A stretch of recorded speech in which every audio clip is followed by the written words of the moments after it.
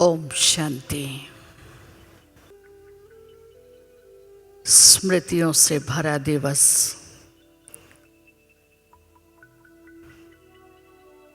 दादी गुलजार का नाम लेते ही उनके नयनों से अव्यक्त बाप दादा के मिलन की अनुभूतियां और ड्रामा के अंदर विशेष पार्टधारी हम सब के दिलों पर राज करने वाली बाबा की मस्तक मणि अष्ट और इष्ट के जीवन की विशेषताएं और धारणाएं स्मृति पटल पर आ जाती है। ऐसे ही गुलजार दादी जी के संग के अनुभव, उनके संग रहने वाले बाबा के अनन्य रतन गोपाल भाई, जो पिछले 60 वर्षों से अपने जीवन को बाबा को न सिर्फ समर्पित किए हुए हैं, लेकिन बाबा के दादियों के अंग संग रहे हुए हैं। विशेष आप दिल्ली पांडव भवन में शुरू से गुलजार दादी जी के संग रहे हैं और उस संग के अनुभवों से आप भली भांति परिचित हैं।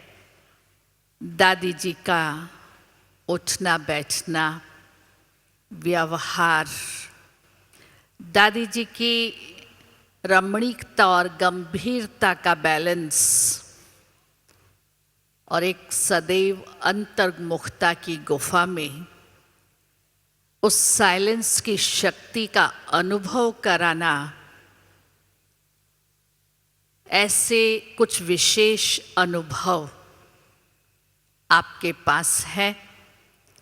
अनुरोध करती हूँ गोपाल भाई से गुलजार दादी जी के जीवन की कुछ झलकियाँ और आपके स्वयं के अनुभव हम सभी के समक्ष रखेंगे।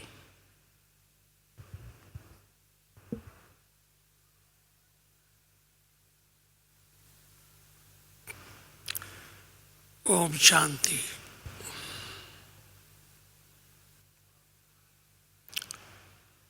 मैं 1966 में ज्ञान में आया था। उस समय 20 साल का था। ज्ञान में मैं ब्रह्मा बाबा के थ्रू आया। वो एक कहानी पहले भी कभी सुनाई है। और 2.5 साल में मैं मधुबन 33 बार आया। हर 15 दिन ब्रह्मा बाबा से मिलने आता था। ज्ञान में जून 96 में आया और 2 महीने के बाद ही मैं सेंटर पे चला गया था समर्पित। जब बाबा ने शरीर छोड़ा 1969 में, तो दादी गुलजार के बारे में पता तो था और मैं वहीं पर था। और दादी के अंदर बाबा आया था, तब भी मैं वहाँ था 21 जनवरी को। उस समय भी एक ऐसा अनुभव था जैसे बाबा ने कोई मैजिक किया हुआ, क्योंकि मुझे बाबा के शरीर छोड़ने पे बहुत दुख में था मैं, क्योंकि बाबा से बहुत प्यार था और बाबा के साथ में बहुत डेली खाता भी था और खेलते भी थे। कुछ समय बाद मेरे को कमला नगर जाना हुआ। बाबा का रथ तो था गुलजार दादी, लेकिन मेरा कोई कनेक्शन ऐसा नहीं था। तो कमला नगर में मैं जब गया तो गुलजार दादी ने 10 मिनट नॉन स्टॉप मुझे दृष्टि दी और मैं कुर्सी पे बैठा हुआ था और 10 मिनट जो दृष्टि दी उसमें इतनी स्नेह था, इतनी शक्ति थी, और जो भी था कि मैं जैसे ब्रह्मा बाप से मिला था तो भी मेरा ये अनुभव था कि पहली बार ही मिला था और ज्ञान में भी नहीं था और मैं एकदम 100% चेंज हो गया। ये भी कुछ इसी प्रकार से था कि मुझे तो अब इस दादी के साथ रहना है। तो यही हुआ, मैंने ये डिसाइड किया और उसी समय से कमला नगर से मेरा गुलजार दादी के साथ कनेक्शन हो गया। उस समय दादी बाबा का रथ थी, लेकिन प्रोग्राम ऐसे ही होता था कि बड़ी दादी फ़ोन करती थी कमला नगर में कि 10-12 भाई बहन आ चुके हैं, बाबा से मिलने वाले हैं। उस समय बाबा हिस्ट्री हॉल में बहनों की साइड में ज़मीन पर ही गद्दे पर दादी बैठती थी और व्यक्त बाबदा आते थे। तो मैं दिल्ली में था, तो मैं दादी को छोड़ने स्टेशन मैं कहता था मैं जाऊंगा छोड़ने, मुझे अच्छा लगता था। उस समय किसी के पास कार नहीं थी, ऑटो रिक्शा में दादी को लेके मैं स्टेशन जाता था छोड़ने। बाबा का रथ, लेकिन अकेले जाती थी, कोई भाई या बहन साथ नहीं होता था। जनता ट्रेन में, जिसमें गद्दा नहीं होता था, आजकल गद्दा होता है बिल्कुल, वो बेड वगैरह लेके दादी अकेले नॉन रिजर्व लेडीज़ कंपार्टमेंट में जाती थी। तो पहली बार जब मैं छोड़ने गया तो मैंने कहा दादी दूसरी ट्रेन में फर्स्ट क्लास और सेकंड क्लास होता है, नेक्स्ट टाइम मैं उसमें बुक करा दूंगा आपकी, तो वो ज़रा कंफर्टेबल रहेगी, आप अकेले जाते हो। बोला नहीं नहीं, ये जनता ट्रेन में गरीब लोग होते हैं ना, वो जो हम कहे वो मानते हैं। ये फर्स्ट क्लास और सेकंड क्लास में लोग सिगरेट पीते हैं, मैं एक बार गई थी और वो मानते नहीं हैं, सिगरेट पीते ही रहते हैं। और ये गरीब लोग होते हैं, बच्चे छोटे, मुझे अच्छा लगता है। मैंने बहुत कहा कि नीट एंड क्लीन नहीं है, मैं साथ में चलता हूँ, अगर आप कहो मैं उनकी सिगरेट बंद करा दूंगा, प्यार से कह के। बोला नहीं, मुझे यही ट्रेन अच्छी लगती है। जैसे दादी को कोई इच्छा नहीं होती थी और फिर ज़्यादा दादी से डिस्कस करने भी अच्छा नहीं लगता था। जैसे दादी को कोई चाहना नहीं होती थी, कुछ ही चाहिए, किसी भी प्रकार की फैसिलिटी ज़्यादा चाहिए, एकदम खुश नसीब, खुशनुमा चेहरा। मेरे को, जैसे मैंने पहले उस दिन एक वर्ड कहा कि जैसे कोई बर्फ़ का पहाड़ हो तो उसमें हवा भी नहीं चल रही हो, लेकिन पास में हो तो उसके रेडिएशन से ही आपको, मैं बहुत फास्ट टाइप का व्यक्ति था, तो सारे संकल्प जैसे वो शांत हो जाते थे। और दादी के साथ में दिन में भी कमला नगर में जाता रहता था, खाता पीता था।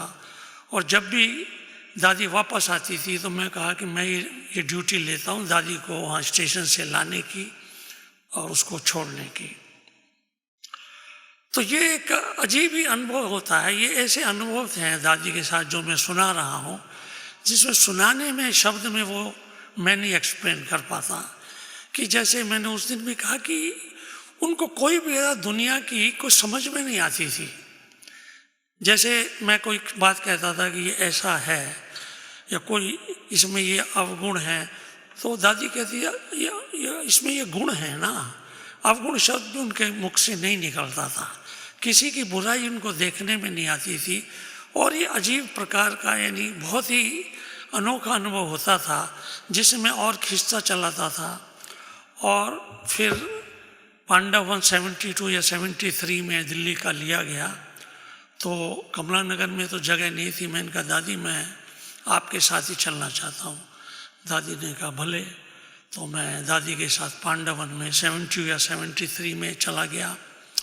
बहुत ऐसी बातें हो रही। मैं देश विदेश में उनके साथ ट्रैवल करता था। दादी का हर चीज़ अनोखी होती थी। जैसे एक बात मैं बताऊं कि एक बार इंदिरा गांधी इंडोर स्टेडियम में बड़ा प्रोग्राम था, एक दिन का प्रोग्राम था, उसमें प्रेसिडेंट को आना था। प्रेसिडेंट ने हाँ कर लिया था, राइटिंग में भी दे दिया था बहुत पहले कि मैं आऊँगा। लेकिन 4-5 दिन पहले प्रेसिडेंट हाउस से चिट्ठी आ गई कि सिक्योरिटी क्लियरेंस नहीं मिल रही है और इसलिए प्रेसिडेंट नहीं आ सकता है। राइटिंग में ना की आ गई। ऐसे तो उस प्रोग्राम में प्राइम मिनिस्टर, चीफ ऑफ ये अपने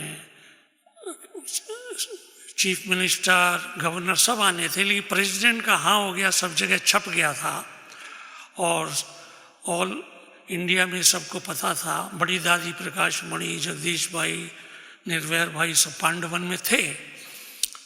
तो दादी ने कहा कि अभी मीटिंग करते हैं, ना आई है। तो सर्दी का मौसम था, पांडवन के छोटे से गार्डन में मीटिंग रखी गई।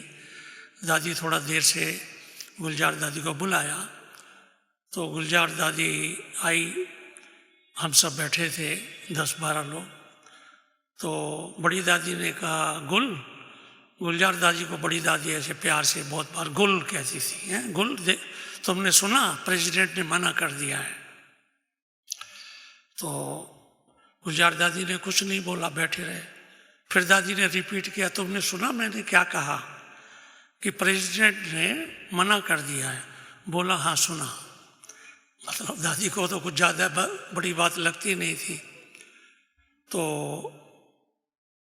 दादी ने पूछा, प्रकाश मणि दादी ने, कि फिर क्या करना है? तो पता है गुलजार दादी ने क्या जवाब दिया होगा कि प्रेसिडेंट नहीं आ रहा है। तो गुलजार दादी ने क्या जवाब दिया मालूम? आप सोच नहीं सकते हैं। गुलजार दादी ने कहा कि प्रेसिडेंट के भाग्य में नहीं है तो हम क्या कर सकते हैं। हम लोग तो सब चिंता में थे कि प्रेसिडेंट नहीं आ रहा है। गुलजार दादी ने कहा अगर प्रेसिडेंट के भाग्य में नहीं है तो हम क्या कर सकते हैं। तो सबको, जो सब सोच में पड़े हुए थे, सब बड़े यानी सब खुश हो गए कि देखो दादी ने कैसी बात कही। तो ऐसी दादी की स्थिति होती थी। फिर तो जो पुराने उनको पता है कि दादी बाबा के पास जाके, तो बड़ी दादी ने कहा कि बाबा से पूछो कि क्या करना चाहिए, क्योंकि 4-5 दिन हैं। तो बाबा से पूछा दादी ने, गुलजार दादी ने, तो ये बताया कि अखंड योग करो, अखंड योग करो और फिर सिक्योरिटी के इंचार्ज से मिलो। सिक्योरिटी के इंचार्ज से मिलेंगे। और बाबा ये कभी नहीं बताता था, हालांकि बाबा को पता था, क्योंकि मैं तो दादी के साथ बहुत साल रहा। बाबा जनरली पता होते भी बताता नहीं था हर बात। तो बोलो प्रेसिडेंट उससे मिलना। तो बड़ी दादी ने पूछा बाबा ने क्या कहा, प्रेसिडेंट आएगा कि नहीं? बोला वो बाबा ने नहीं कहा। तो वहाँ पांडव वन में रात के 2 बजे तक सभी मुख्य भाई बहनों ने भट्टी रखी और सिक्योरिटी वालों से इंचार्ज से प्रेसिडेंट हाउस में मिले। तो थी तो कोई बहुत छोटी सी बात, वो जो इंदिरा गांधी स्टेडियम में कोई एक खाली जगह थी। अब सिक्योरिटी वाले तो डरते हैं कुछ भी हो जाए तो उनकी नौकरी का सवाल है, तो लिख दिया हमारी क्लियरेंस नहीं है। प्रेसिडेंट तो आना चाहता था। तो वो उससे बात हुई, वो देखा गया और वो जो जगह खाली थी उसको भर दिया गया और सिक्योरिटी मिल गई और प्रेसिडेंट प्रोग्राम में आया। तो दादी ने एक नई बात कही कि प्रेसिडेंट के भाग्य में नहीं है। फिर बाबा से भी ये बहुत सारी ऐसी बातें होती थी जो बाबा उसका रास्ता बताता था। मैं दादी के साथ अभी से 5-6 साल से नहीं रहा, लेकिन 45 ईयर्स बिल्कुल अंग संग रहा। तो बहुत सी बातें ऐसे बाबा के थ्रू यज्ञ के देश विदेश में ऐसे कार्य हुए जिसमें बाबा मेनली यही बताता था कि आप योग करो, भट्टी करो, जैसे उस आत्मा जिसने वो कार्य का ना किया है उस आत्मा का वो नरम हो जाए और फिर उससे मिलो। घबराओ नहीं। कोई बड़ी बात होती थी तभी दादी के पास जाती थी। मैक्सिमम ऐसे ही होता था कि बाबा कहता था योग करो, ये कोई बड़ी बात नहीं है, और फिर दोबारा उससे मिलो। तो जनरली वो सारे ही काम ये सफल हो जाते थे। मैं दादी के साथ बहुत ट्रैवल किया, देश में विदेश में, सारे वर्ल्ड में ट्रैवल किया। वो तो सेवा की तो अलग बातें हैं, लेकिन उनके साथ ट्रैवल करने में भी कुछ बड़ा ही आनंद आता था। जैसे मैं 1-2 बातें बताएं। जैसे हम लंदन गए तो हालांकि हमारी जान पहचान थी, पूछताछ करके जाते थे कि फ़्लाइट लेट है कि नहीं, लेकिन दिल्ली एयरपोर्ट पे सामान चेक इन हो गया, इमिग्रेशन हो गया, उसके बाद में 20-25 मिनट में बोर्डिंग करनी थी। तो हम बैठे थे तो अनाउंसमेंट हुआ कि फ़्लाइट 1 घंटा लेट है। तो मैंने कहा, दादी पास में बैठी, मैंने कहा, दादी आपने सुना कि फ़्लाइट 1 घंटा लेट है? बोला हाँ सुना। तो मैंने कहा 1 घंटा लेट है? बोला हाँ सुना ना। तो मैंने कहा 1 घंटा में इतनी देर, फिर रात का 12-1 बजा था फ़्लाइट, वो लेट आवर्स की थी। जनरली पहले तो लेट आवर्स में ही सारी इंटरनेशनल फ़्लाइट जाती थी। तो दादी का ऐसे था कि जरा सा भी 1% क्या 0.1% भी कोई संकल्प चलाओ कि 1 घंटा है, हम यहाँ बैठे रहेंगे। तो मैंने कहा मैं जयंती बहन को फ़ोन कर देता हूँ कि 1 घंटा फ़्लाइट लेट है। बोला वो तो पूछकर ही एयरपोर्ट पर आएंगे ना, फ़ोन करने की कोई ज़रूरत नहीं है। तो भी मैंने जाके फ़ोन किया, मैं रुक नहीं पाया। आधा घंटे बाद फिर अनाउंसमेंट हुआ कि फ़्लाइट 1 घंटा और लेट है। फिर मैंने दादी से कहा, मैंने कहा फ़्लाइट अभी 2 घंटा लेट हो गई है। बोला हाँ सुना। बस हाँ सुना, और कोई रिएक्शन नहीं, कोई ऐसी बात नहीं 2 घंटा हम कैसे बैठे रहेंगे, क्योंकि उस समय तो एयरपोर्ट पे, अभी तो पता नहीं, कोई लेटने की जगह हो। तो मैंने कहा फिर आप 2 घंटा यहाँ क्या करेंगे इतना देर, आपका पूछ के आऊँ कहीं सोने की व्यवस्था? बोला नहीं नहीं, ये तो बहुत अच्छा आराम से है, बहुत अच्छी सीट है, कोई प्रॉब्लम नहीं है। यानी बिल्कुल नो प्रॉब्लम है। हमको प्रॉब्लम लगती थी, दादी को कोई प्रॉब्लम नहीं। और उसको देख के हम भी जैसे एकदम बिल्कुल शांत हो जाते थे, कोई प्रॉब्लम नहीं। और बहुत ट्रैवलिंग में हमने देखा कि दादी की प्रकृति भी दासी रहती थी। एक बार फ्रैंकफर्ट में प्लेन चेंज करना था, तो वो कोई मिस्टेक से ऐसा हो गया कि फ्रैंकफर्ट में रुकना पड़ा। तो रुकना पड़ा नहीं, फ़्लाइट चेंज करनी पड़ी। तो फ़्लाइट चेंज करने में बहुत लंबी लाइन थी। हालांकि तब दादी की हेल्थ अच्छी थी, लेकिन मैंने सोचा कि मैं कोई गिफ्ट विफ्ट में साथ में ले चलता था कि दे के मैं ज़रा बात करूं कि दादी को, क्योंकि उस हिसाब से आधा पौना घंटा लाइन में खड़े होना पड़ता था, तो हो जाता था काम। तो मैं तो गया किसी से बात करने, तो वहाँ से मैं देख रहा हूँ कि एक ऑफिसर दादी के पास गया और उसको बुला के लाया। तो फिर मैं भी जिससे मिलने गया था किसी ऑफिसर से, तो मैं भी बाहर आके देखा तो दादी उससे बात कर रही है। वो खुद ही गया था ऑफिसर, तो वो कह रही है नो इंग्लिश।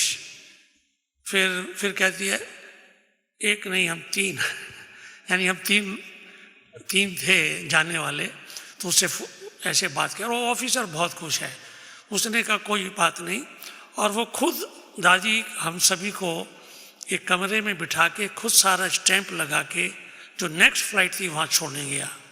और बहुत बार दादी की फ़्लाइट भी अपग्रेड, पहले तो इकोनॉमी में चलते थे बहुत साल पहले, अपग्रेड हो जाती थी।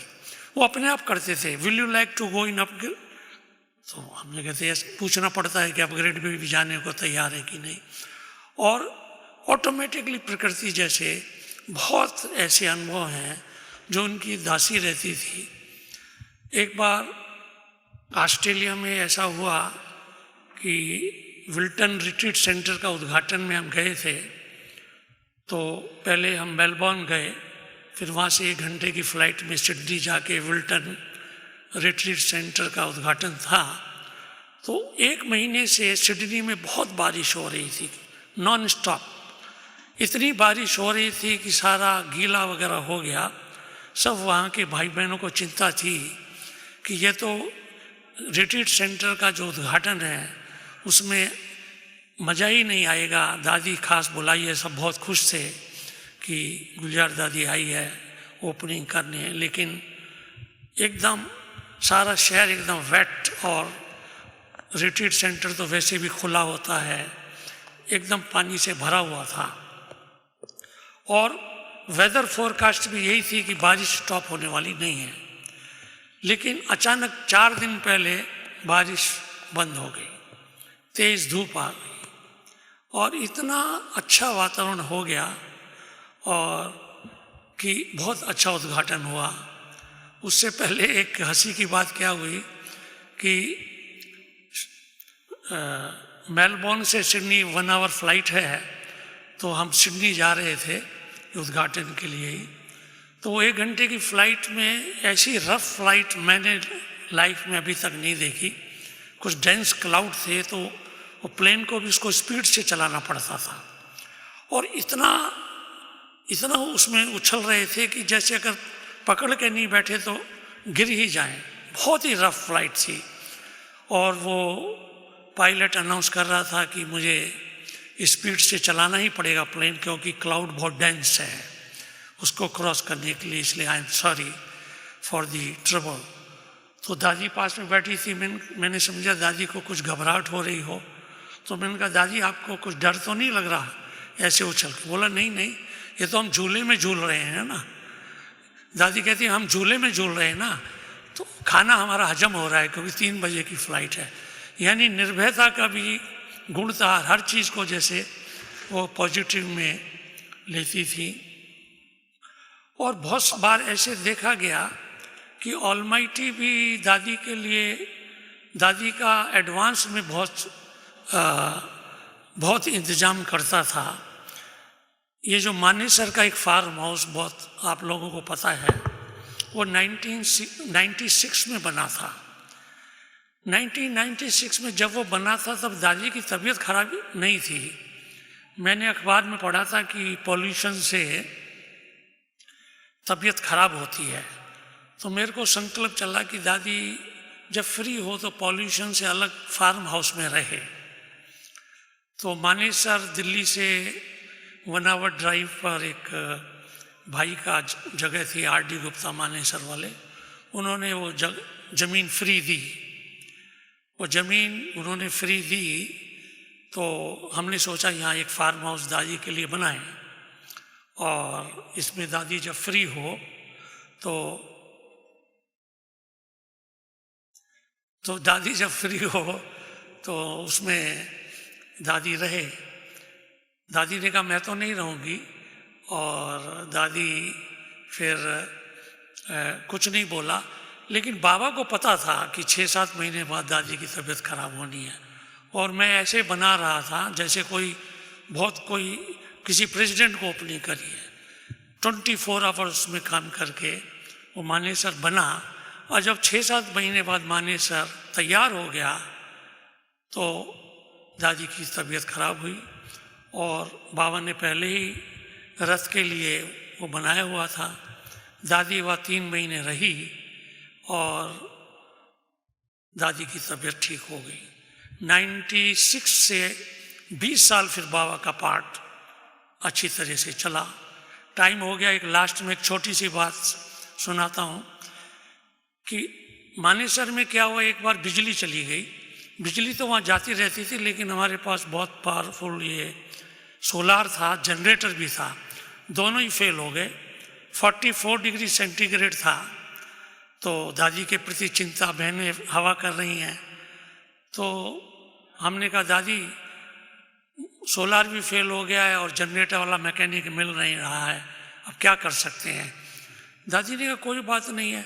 मैंने कहा आपका तो पसीना पसीना हो रहा है। बोला ये तो गर्मी की मेवा है ना। दादी कहती है तो गर्मी की मेवा है ना पसीना, आप सभी सो जाओ। और दादी को 1 मिनट के अंदर नींद आ गई। ऐसे वो निरसंकल्प देवता थे और दादी आराम से सो गई। ओम शांति।